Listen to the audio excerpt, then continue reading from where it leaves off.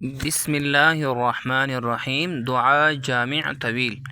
اللهم إني أسألك بأسمائك الحسنى وصفاتك العليا أن تغفر لي ذنوبي كلها، دقها وجلها، سرها وعلانيتها، أولها وآخرها.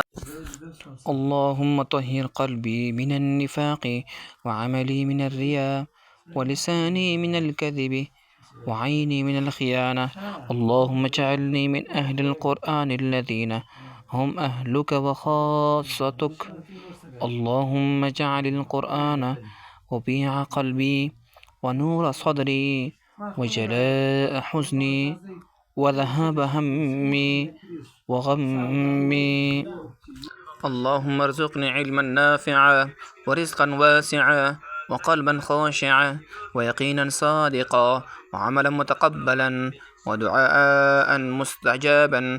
اللهم اجعلني من الذين يستمعون القول فيتبعون أحسنه، واجعلني من الصادقين المخلصين، واحفظني من الشيطان وهمزاته.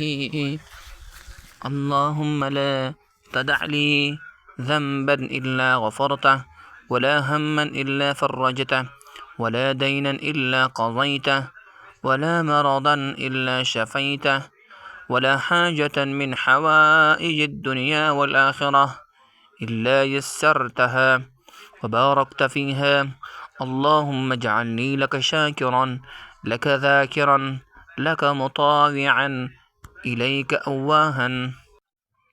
اللهم اجعلني لك شاكرا، لك ذاكرا، لك مطاوعا، إليك أواها منيبا، واجعلني من أوليائك الصالحين، واختم لي بالسعادة والإيمان وبالخير والإحسان.